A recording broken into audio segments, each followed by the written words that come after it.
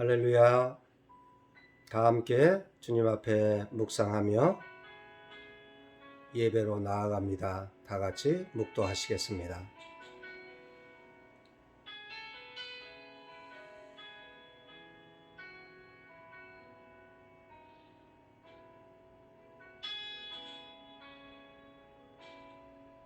우리의 생사 화복을 주관하시며 온 우주 만물을 창조하신 하나님 주 여호와 영광과 찬송을 높이 올려드립니다.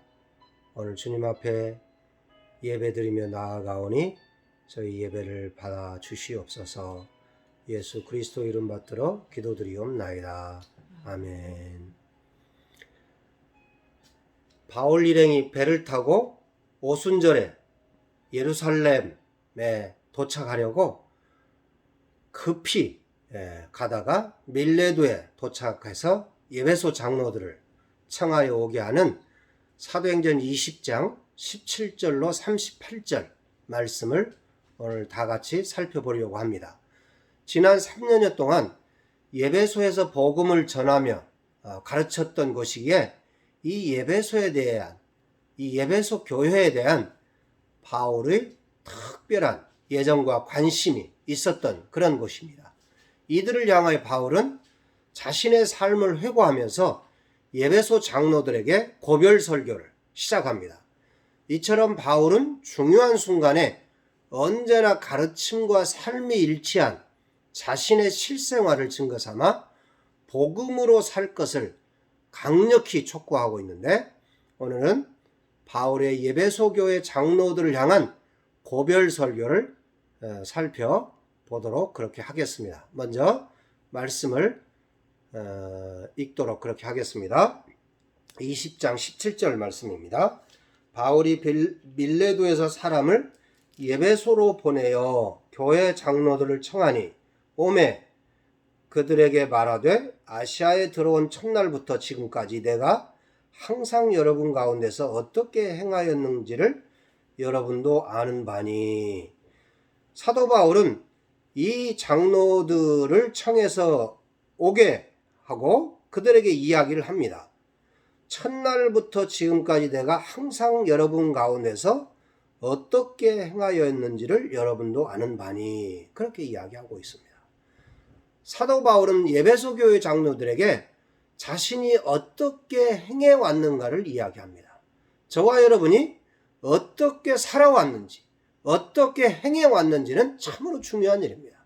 내 삶이 지금까지 어떻게 행해왔는지, 어떤 영향력을 끼쳐왔는지, 어떠한 인생을 살았는지, 오늘 사도 바울은 에베소 교회 장로들에게 밀레도에서 내가 너희들 향하여 어떻게 행해왔는지를 이야기합니다. 저와 여러분들도 이 사도 바울이 살아온, 어떻게 살았는지를 저와 여러분도 동일하게 이렇게 살아왔다라고 이야기할 수 있는 귀한 은혜가 오늘 말씀 가운데 있어지기를 바랍니다.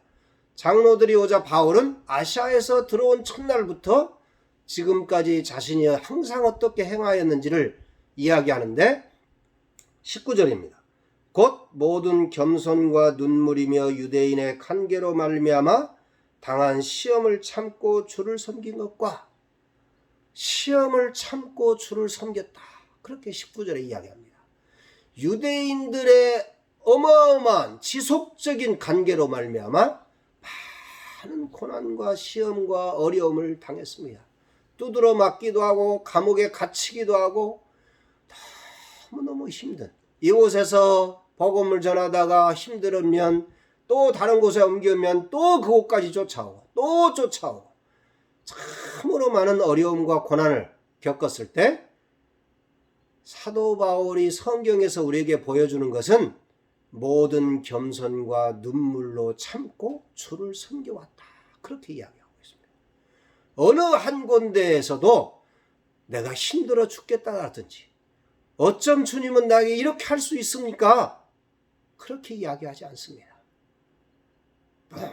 묵묵히 눈물로 기도하며 찬송하며 그런 것들을 지속해서 사도행전은 우리에게 보여주고 있습니다. 지속적인 유대인들의 핍박과 환난과 시험 속에서도 사도 바울은 주님을 원망하지 않고 묵묵히 주님께 기도하고 찬송하며 시험을 이겨나갔던 것들을 보여주고 있습니다. 내가 너희들에게 그렇게 하지 않았느냐? 그렇게 사도 바울은 이야기합니다. 많은 사역자들이 가져야 될 자세입니다. 지금 한국교회 목회는 참으로 하기 어려운 그런 시대입니다. 굉장히 많은 리더들이 교회 안에 있습니다. 나도 이 소리, 너도 이 소리 다 합니다. 사역자를, 목회자를 존경하고 순종하고 따라들던 그런 한국교회가 아닙니다. 참으로 어렵습니다. 그렇지만 사도 바울은 이런 시험과 고난과 핍박 가운데 자기 자신을 주님 앞에 내려놓고 눈물과 기도와 찬송으로 나아갔다고 그렇게 이야기하고 있는 것들을 우리들이 잘 배워야 될 것입니다. 하나님 앞에 가지고 나아가고 하나님 앞에 나아가서 찬송하며 기도하는 그 삶을 살아가는 것들이 필요합니다. 20절 읽어보겠습니다. 유익한 것은 무엇이든지 공중 앞에서나 각 집에서나 꺼리낌이 없이 여러분에게 전하고 가르치고, 두 번째 했던 일은 유익한 것을 분명히 가르쳤다. 그렇게 이야기하고 있습니다. 유익한 것이 뭡니까? 복음입니다. 바울은 복음을 가르치는 데 있어서 대중적으로나 사적으로나 꺼리낌 없이 사역했음을 보여줍니다. 회당이나 대중들을 만날 만한 장소에서 설교를 통한 복음 제시와 개인적인 신방을 통한 각 집에 가서도 사적인 신방도 게을리하지 않았다. 그렇게 이야기하고 있습니다. 누구의 눈치나 핍박에 굴하지 않고 담대하게 분명하게 복음을 전했다라고 하는 것을 이야기합니다. 대중적으로나 사적으로나 최선을 다해서 하나님을 향한 그 메시지를 사람들을 향해서도 전혀 눈치 보지 않고, 그렇지만 최선을 다해서 증거했다. 그렇게 이야기하고 있습니다. 사역자들이 행해야 할 태도입니다. 사람들의 눈치 보지 말고, 그렇지만 최선을 다해서 대중적으로나 사적으로 복음을 증거하는 최선을 다했던 것을 보여주고 있습니다. 21절입니다. 유대인과 헬라인들에게 하나님께 대한 회개와 우리 주 예수 그리스도께 대한 믿음을 증언한 것이라. 이 부분이 또한 아주 중요한 얘기입니다. 하나님께 대한 회개와 이 부분까지는 사실은 유대인들도 잘하고 있었습니다.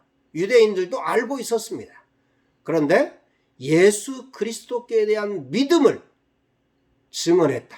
이 부분이 너무너무 소중한 일입니다. 회개와 믿음, 이것은 바울이 증거한 핵심 내용이며 기독교의 중심 진리입니다. 사람이 죄사함을 얻고 구원을 받기 위해서는 먼저 하나님을 떠나 사는 죄의 자리에서 돌아서서 하나님께로 오는 회개가 반드시 있어야 합니다. 왜냐하면 사람은 하나님께 범죄한 상태에 있기 때문입니다. 따라서 내가 죄인입니다. 내가 죄인입니다. 이런 각성과 함께 그 죄에 대한 형벌과 멸망을 알고 하나님의 자비를 구하고 죄의 자리에서 떠나 하나님께 나오는 회개가 있어야 됩니다. 그리고 회개하여 하나님께로 돌아왔으면 이제 그리스도를 믿어야 하는 것입니다. 왜냐하면 그리스도는 자신의 죽음을 통해 우리의 죄의 형벌을 담당하셨고, 또한 자신의 부활을 통해 우리를 죄의 권세에서 해방시키고 의롭다 하시며 새 생명을 주시는 길을 열었기 때문입니다. 믿음은 어떤 믿음입니까? 그리스도 안에서 마련하신 이 은혜를 믿고 받아들이는 것입니다. 그러므로 하나님을 향한 회개, 그 자체만으로는 충분치 않습니다. 믿음과 결부되지 않은 회개, 그 자체는 개과 천선에 머무르는 세속 윤리에 지나지 않습니다.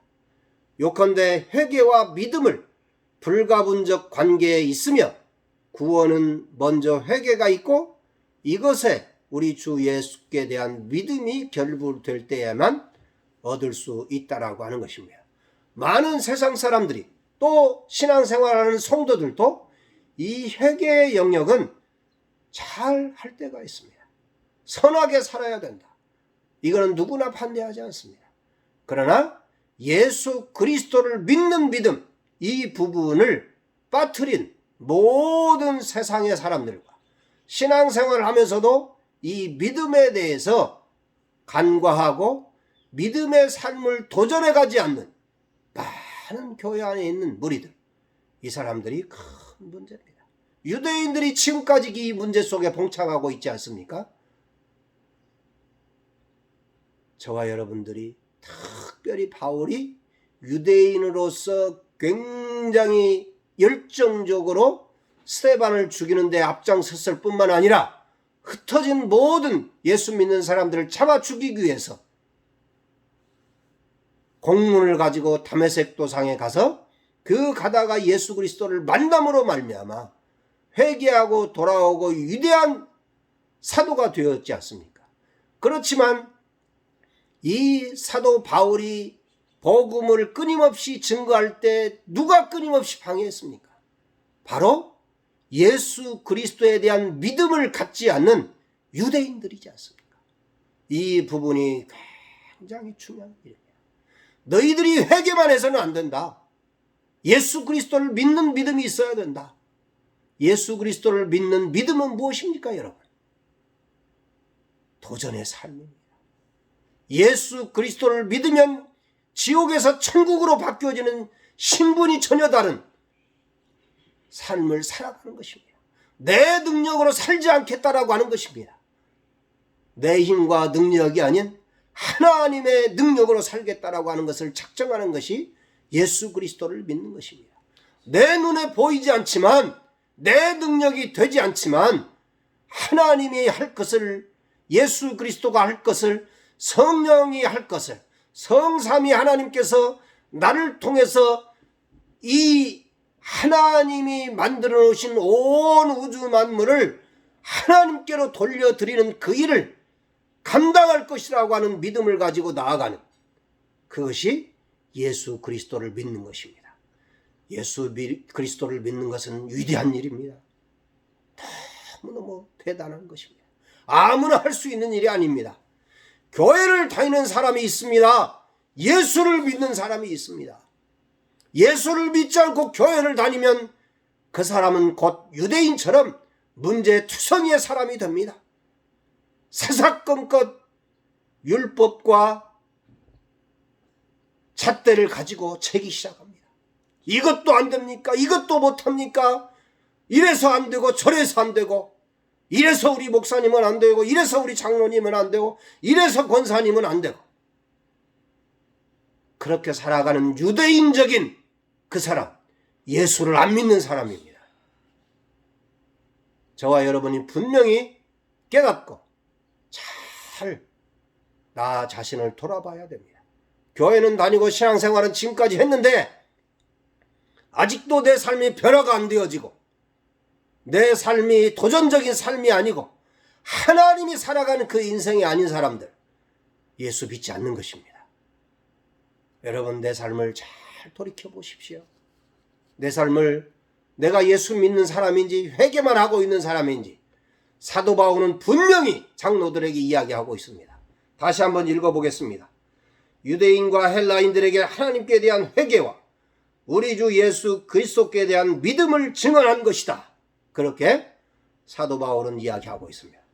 그 다음에 크게 두 번째로 22절로 25절 사이에 내가 성령의 뜻을 따라 예루살렘으로 간다. 그렇게 이야기하고 있습니다. 심령의 매임을 받아.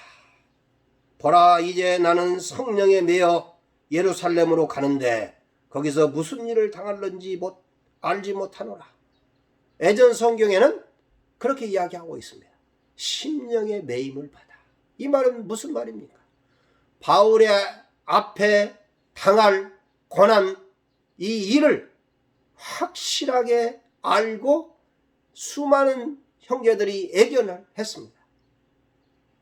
그러나 하나님의 뜻에 의한 성령의 지시로 가지 않을 수 없다. 내가 반드시 가야 된다. 라고 하는 내적인 압박감을 받은 상태를 심령의 매임을 받아. 이 말을 그렇게 설명할 수가 있습니다. 그렇지만 억지로 순종한 것을 의미하지는 않습니다.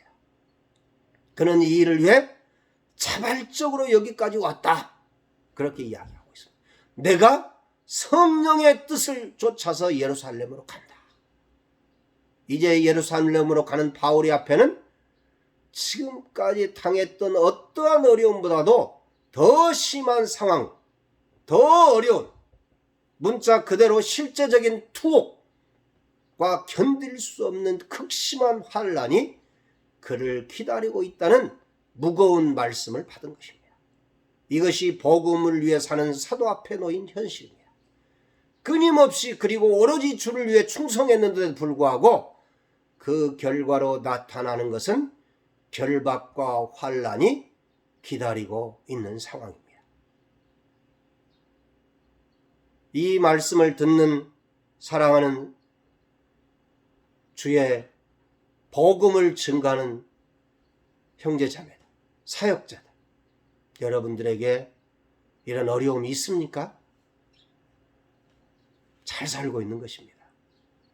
교회 목회하는 사랑하는 목사님들 어렵습니까? 잘 살고 있는 것입니다. 그런데 본문은 이런 현실 앞에서 바울이 어떠한 태도를 취했는가를 보여주고 있는 것입니다. 즉 결론적으로 자기 생명을 조금도 귀한 것으로 여기지 않았다. 그렇게 바울은 이야기하고 있습니다. 한번 읽어보겠습니다. 24절입니다. 내가 달려갈 길과 주 예수께 받은 사명 곧 하나님의 은혜의 복음을 증거하는 일을 마치려 하면은 나의 생명조차 조금도 귀한 것으로 여기지 아니하노라. 복음을 증거하는 일을 위하여 생명조차 조금도 귀한 것으로 여기지 않고 살았다. 결국 바울에게 있어 죽느냐 사느냐 하는 이 문제는 중요한 문제가 아니었다라고 하는 것입니다. 그가 살아있는 유일한 목적은 주께 받은 사명, 곧 하나님의 은혜의 복음을 증거하는 것을 다 마치는 데 있었다. 그렇게 이야기하고 있는 것입니다. 저와 여러분들이 해야 될 중요한 일이 뭡니까? 하나님의 은혜의 복음을 증거하는 일을 마치는 것입니다. 모든 그리스도인들에게 있어서 중요한 일이 뭡니까? 사느냐 죽느냐 그 문제가 아닙니다. 잘 사느냐 못 사느냐 그 문제가 아니에요. 우리 교회가 부흥하느냐 부흥하지 않느냐 그 문제가 아닙니다. 내가 하나님의 은혜의 복음을 증거하는 일을 하고 있느냐? 주님이 나에게 맡겨진 이 사명을 감당하고 있느냐? 맞춰가고 있느냐? 이 문제가 가장 사도 바울에게 중요한 일이었다라고 이야기하는 거예요. 그러니까 어때요? 예루살렘에 가는 거예요. 환난과 극심한 어려움이 예견되어져 있는 예루살렘에 왜 갑니까? 은혜의 복음의 증거를 마치려 그렇게 가는 것입니다. 이렇게 사는 사람 위대한 사람이죠. 누가 감당할 수 없는 사람입니다. 이런 사람으로 살아가는 그런 제자들이, 사역자들이, 성도들이 나올 때에 많은 역사가 일어날 줄로 믿습니다. 세 번째로 26절로 35절입니다. 이제 두 가지를 사도 바울이 내가 이렇게 살았으니까 너희들도 그렇게 살아줄 것을 이야기를 하면서 이제 세 번째는 너희들에게 맡겨놓은 예배소 교회의 양떼들을 어떻게 너희들이 섬겨야 될 것인가에 대해서 이야기를 하고 있는 내용이 26절로 35절에 나와 있는 내용입니다. 사도 바울은 이제 자신이 어떻게 행해야 했는가를 말하고 이제 에베소 교회 장로들에게 이야기합니다. 너희들이 어떻게 행해야 될 것인가. 저와 여러분이 사도 바울이 장로들에게 말한 이 말씀이 저와 여러분에게 말씀한 말씀으로 듣고 저와 여러분도 사도 바울의 음성을 듣는 시간이 되기를 바랍니다. 첫 번째는 자기를 위해서입니다. 읽어보겠습니다. 26절.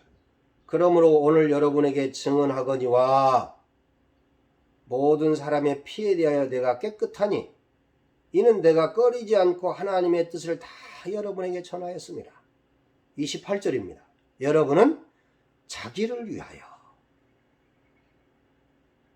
두 번째는 온 양떼를 위하여 삼가라 그랬어요. 삼갈 것을 이야기합니다. 너를 위해서, 양떼를 위해서 삼가해야 된다. 감독으로 살고 있는 이 장로들아, 너희들이 해야 될 일이 첫째, 자기 자신을 위해서 삼가야 되고 온 양떼를 위해서 삼가야 된다. 그렇게 이야기하고 있습니다. 이 삼가라, 이 말은 뭡니까?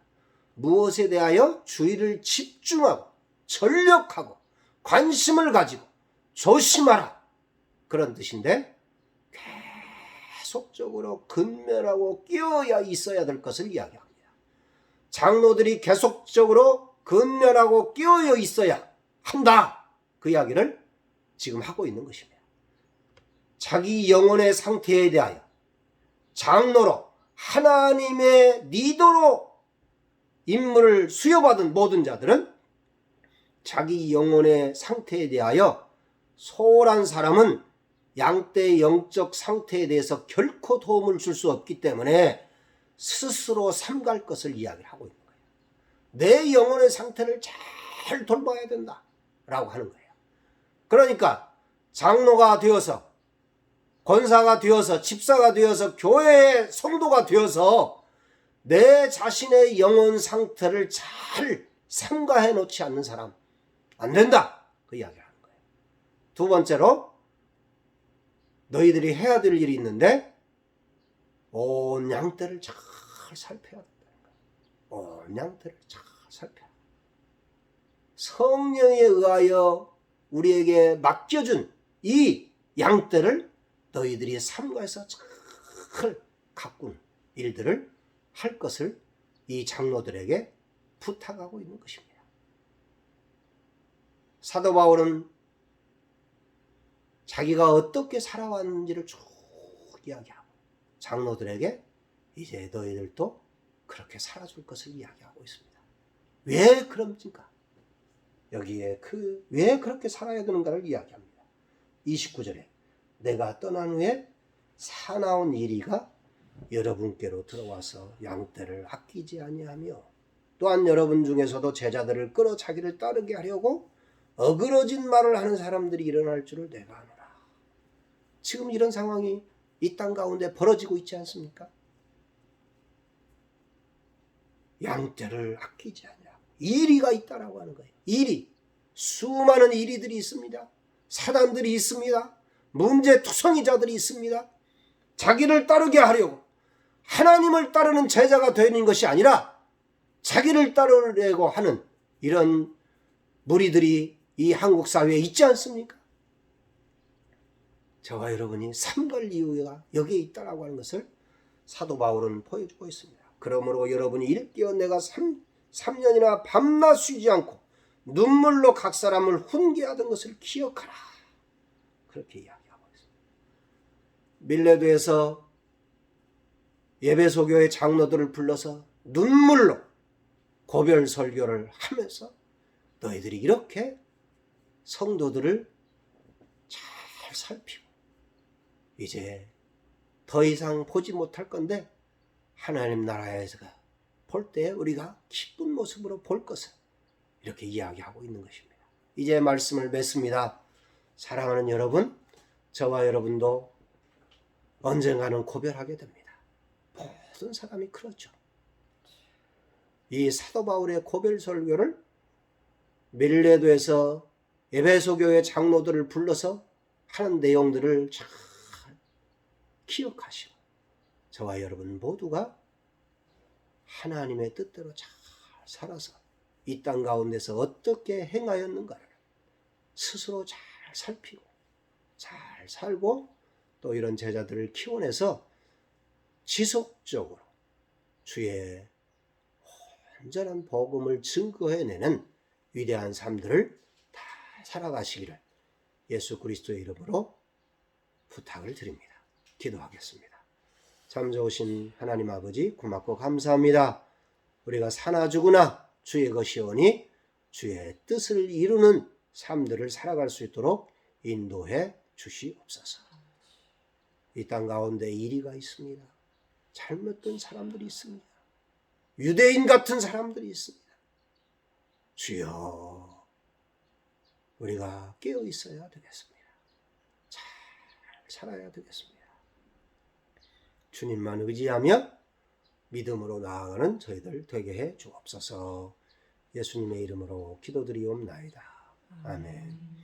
이제는 우리 주 예수 그리스도의 은혜와 하나님 아버지의 그 크신 사랑하심과 성령님의 감동 감화 역사 인도하심이 주님 앞에 나와 사도 바울이 에베소 교회 장로들에게 말씀한 이 말씀을 듣고 나도 어떻게 행해야 될 것인가를 깨닫고 작정하고 살아서 하나님 앞에 인정받고 주의 복음이 온 누리에 증거되는 나에게 맡겨진 사명을 잘 감당해내는 사랑하는 성도들 머리머리 위에 이제로부터 영원토록 함께 있을지어다. 아멘. 감사합니다. 여러분 한 주간 동안 승리하시고 또 다음 주에 뵐 수 있도록 그렇게 하겠습니다.